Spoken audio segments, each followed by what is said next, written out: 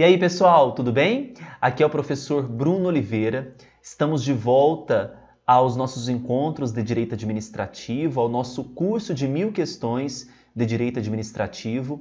Essa é a nossa aula de número 29. São mais 25 questões nesse encontro. Primeiro bloquinho, questões 701 a 705. E lembrando a todos vocês que nós estamos agora inaugurando um novo tema, contratos administrativos. No entanto, esse tema ainda está presente na Lei 8666 de 93, ok? A Lei de Licitações. Só que agora nós vamos focar nos contratos administrativos. Então vamos à questão 701. Se você não adquiriu o curso ainda de forma completa, o site está logo aqui abaixo, que é o www.eleitoralcombruno.com.br. Tá bom? Vamos então à questão 701. Muita atenção. Em relação aos contratos administrativos e em conformidade com a Lei 8666, assinale a alternativa correta. A. Em nenhuma hipótese é permitida a alteração dos termos contratuais. Após a sua assinatura, devem ser cumpridos todos os termos pactuados. Essa letra A, ela está incorreta. Por que ela está incorreta? Porque ela afirma que não permite-se a alteração dos termos contratuais em nenhuma hipótese. E o artigo da Lei de Licitações, o artigo 65, traz para nós hipóteses em que poderão ser alterados os termos contratuais. Por exemplo, nas chamadas cláusulas exorbitantes, onde nós teremos uma possível alteração unilateral de contratos. B. A duração dos contratos obedece à vigência do plano plurianual. Claro que não. Conforme prevê o artigo 57 da Lei de Licitações, vai obedecer o quê? A vigência dos créditos orçamentários. Cuidado que isso cai muito em prova. C.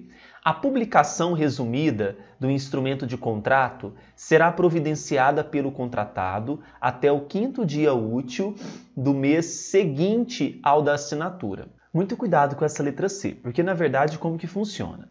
Tem a assinatura do contrato, certo? A publicação resumida, ela tem que ser solicitada até o 5º dia útil após a assinatura, para que haja, então, a publicação em até 20 dias. Então, a letra C, ela misturou conceitos aqui, que estão previstos lá no artigo 61, parágrafo único, tornando, então, a letra C incorreta. D. Os contratos devem estabelecer com clareza e precisão as condições para sua execução, expressas em cláusulas que definam os direitos, obrigações e responsabilidades das partes, em conformidade com os termos da licitação e da proposta a que se vinculam. Essa letra D está totalmente coerente com o que dispõe o artigo 54, parágrafo 1º da Lei de Licitações. Então nós temos aqui clareza, precisão nas condições para a execução daquele contrato. E os prazos de início de etapa de execução, de conclusão e de entrega não admitem prorrogação, mantidas as demais cláusulas do contrato e assegurada a manutenção do seu equilíbrio econômico-financeiro. Pelo contrário, mais uma vez, esses prazos de início de etapa de execução, de conclusão, de entrega, admitem sim prorrogação, tá? Ah, professor, onde que está isso? Lá no artigo 57, parágrafo 1º da Lei de Licitações. Então, o gabarito para a questão 701 é a letrinha D. 702. A comutatividade representa a equivalência entre obrigações previamente ajustadas pelas partes contratantes. Os contratos, eles possuem algumas características importantes.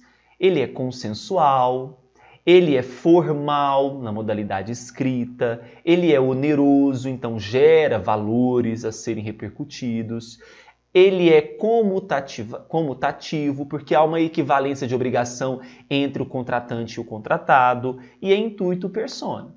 Então, uma das características é justamente essa comutatividade, que representa essa equivalência de obrigações que foram previamente ajustadas. Está correta a questão 702. 703. O reequilíbrio econômico-financeiro de determinado contrato pode: a. ser exigido pelo contratado sempre que o fundamento do pleito seja a atuação da administração pública, salvo quando se tratar de contrato sob regime exclusivo da Lei de Licitações. Não tem essa exceção não, tá? B. Ser disciplinado na matriz de risco do contrato, possibilitando a repactuação das condições contratadas sempre que as partes pretenderem introduzir alterações no objeto? Não. C. Se tornar necessário, por exemplo, em virtude de fatos imprevisíveis, sejam eles externos ao contrato regido pela Lei 8666 ou decorrentes de intervenções da administração pública que onerem demasiadamente a execução contratual. Essa previsão, sim, ela está, você tem que fazer a leitura aqui de 3 artigos que eu considero importante. O 55, o artigo 58 e o artigo 65. D. Constituir importante ferramenta para a introdução de novas obrigações no objeto contratual, tendo em vista que sempre que houver alguma modificação nas condições da prestação de serviço, caberá ao poder público promover as correções necessárias ao valor de remuneração. Não.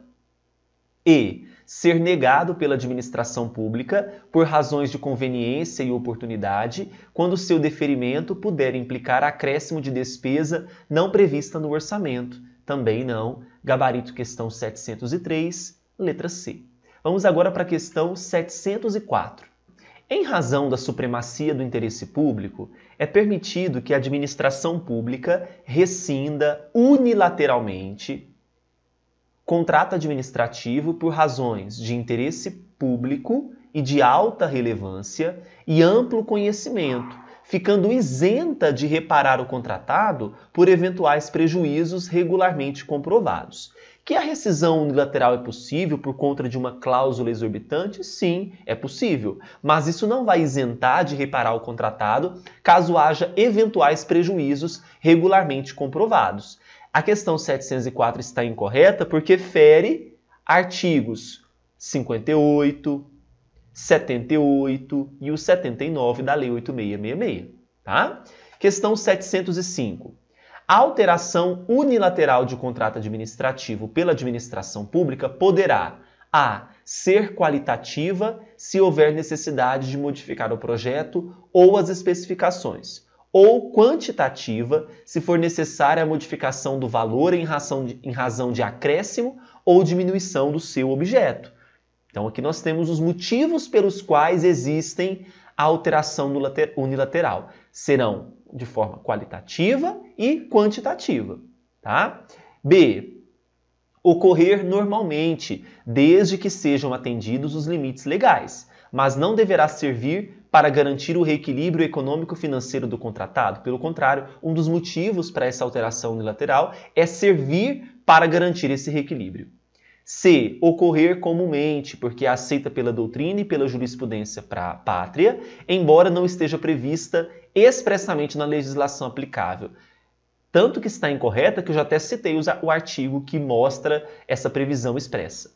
D. Ser unicamente quantitativa, não sendo possível que o poder público diminua o montante contratual a valor inferior ao que foi acordado. Nós vimos na letra A que poderá ser tanto qualitativa quanto quantitativa. E. Implicar na modificação do regime de execução da obra ou do serviço ou na substituição da garantia de execução. E aí? Poderá implicar na modificação do regime de execução da obra ou do serviço ou na substituição da garantia de execução? Não. Gabarito questão 705 é a nossa letrinha A. Nós fechamos então o primeiro bloco e agora nós caminharemos para o bloco número 2. Até lá!